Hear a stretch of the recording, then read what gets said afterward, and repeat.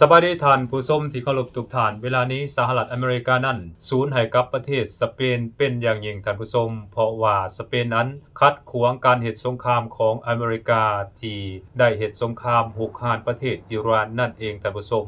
ซึ่งสเปนนั้นได้ออกมายืนยันและก็ได้ออกมาแสดงจุดยืนโดยตลอดว่าสเปนนั้นจะบ่สนับสนุนอเมริกากับอิสราเอลเฮ็ดสงครามกับประเทศอิหร่านอย่างเด็ดขาดท่านผู้ชมเพราะการเฮ็ดสงครามของอเมริกากับอิสราเอลในการเข้าไปหุกคานประเทศอิหร่านนั้นถือเป็นการผิดกฎหมายระหว่างประเทศหรือว่าเป็นการละเมิดกฎหมายระหว่างประเทศอย่างชัดเจนเพราะฉะนั้นในระยะผ่านมานั้นประเทศสเปนก็ได้ออกมาแสดงจุดยืนคัดค้านการเฮ็ดสงครามของอเมริกากับอิสราเอลที่เข้าไปหุกคานประเทศอิหร่านมาโดยตลอดท่านผู้ชมเรื่องนี้ก็สร้างความบ่พอใจให้กับประธานาธิบดีโดนัลด์ทรัมป์ของสหรัฐอเมริกาเป็นอย่างยิ่งล่าสุดโดนัลด์ทรัมป์ประธานาธิบดีของสหรัฐอเมริกาก็ได้ออกมาประกาศว่าสเปนนั้นต้องเลือกถ้าบ่ดังนั้นแล้วอเมริกาอาจจะขับประเทศสเปนนั้นออกจากการเป็นสมาชิกขององค์การป้องกันแอตแลนติกเหนือหรือว่า NATO ก็เป็นไปได้นั่นมันได้แสดงให้พวกเขาเห็นถึงรอยแตกแยกหรือว่าความบ่พอใจกันระหว่างสหรัฐอเมริกากับประเทศสเปนหุ้นแห้งขึ้นไปกว่าเก่าท่านผู้ชมเพราะอเมริกานั้นในระยะผ่านมาก็ได้เรียกร้องให้บรรดาประเทศในสหภาพยุโรปและก็บรรดาประเทศอื่นๆในขอบเขตทั่วโลกนั้นให้หันมาให้การสนับสนุนและช่วยเหลืออเมริกาเฮ็ดสงครามกับประเทศอิหร่านแต่ในระยะผ่านมานั้นก็บ่มีประเทศใดที่ได้ให้การสนับสนุนหรือว่าให้ความช่วยเหลือสหรัฐอเมริกาตามที่สหรัฐอเมริการ้องขอโดยเฉพาะแม้นบรรดาประเทศอยู่ในสหภาพยุโรปและประเทศสเปนเป็นต้นเพราะสเปนเห็นว่าการเข้าไปหุกคานประเทศอิหร่านของสหรัฐอเมริกากับอิสราเอลนั้นถือเป็นเรื่องผิดศีลธรรมและเป็นการละเมิดกฎหมายระหว่างประเทศอย่างชัดเจน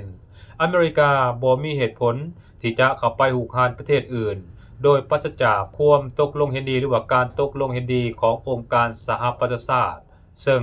หลายๆประเทศก็ได้ให้การเคารพนับถือกฎหมายระหว่างประเทศและก็ได้ให้การเคารพนับถือมติขององค์การสหประชาชาติมาโดยตลอดแต่การเข้าไปหุกคานประเทศอิหร่านของสหรัฐอเมริกาในครั้งนี้นั้น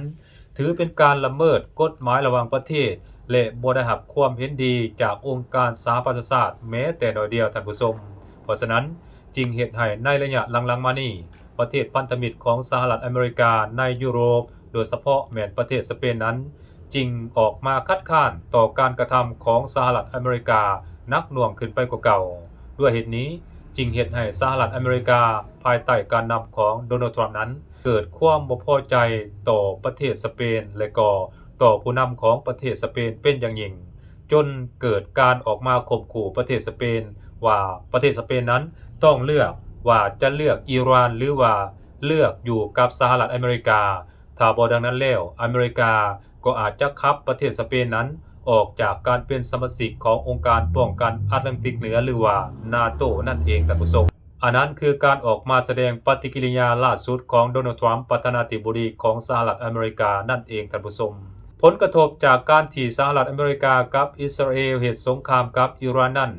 มันก็ส่งผลกระทบกับหลายๆประเทศด้วยกันและก็ส่งผลกระทบไปยังหลายของเขตเวียกงานหรือว่าหลายมิติด้วยกันท่านผู้ชมซึ่งในนั้นก็รวมมีทางของเขตการกีฬานำท่านผู้ชมเพราะสหรัฐอเมริกาภายใต้การนำของโดนัลด์ทรัมป์นั้นก็ได้เรียกร้องให้ฟีฟ่านั้นปลดหรือว่า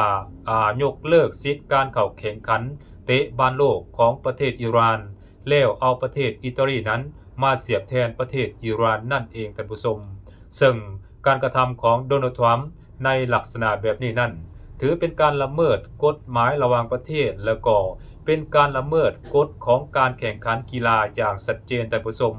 เพราะการแข่งขันกีฬานั้นมันแสดงให้เห็นถึงการผูกมิตรการเป็นมิตรภาพระหว่างกันบ่แม่นการแสดงตัวเป็นปรปักษ์กันท่านผู้ชม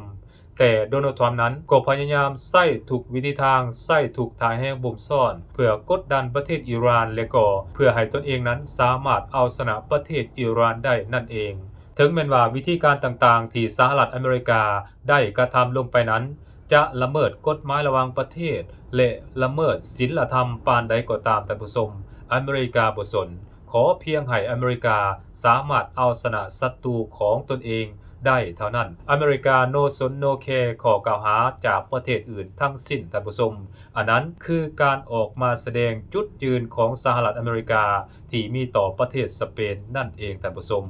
ซึ่งข้าพเจ้าเองก็จะพยายามนำเอาเรื่องราวข่าวๆต่างๆมาเว้ามาเล่าให้บรรดาท่านผู้ชมได้รับชมรับฟังนำกันต่อไปท่านผู้ชม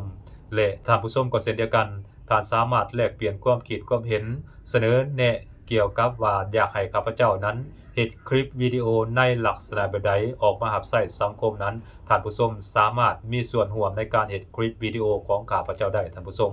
เอาล่ะท่านผู้ชมสำหรับวิดีโอของข้าพเจ้ามาฮอดนี้ถือว่าได้สิ้นสุดลงเพียงเท่านี้พบกันใหม่ในโอกาสหน้าสบายดี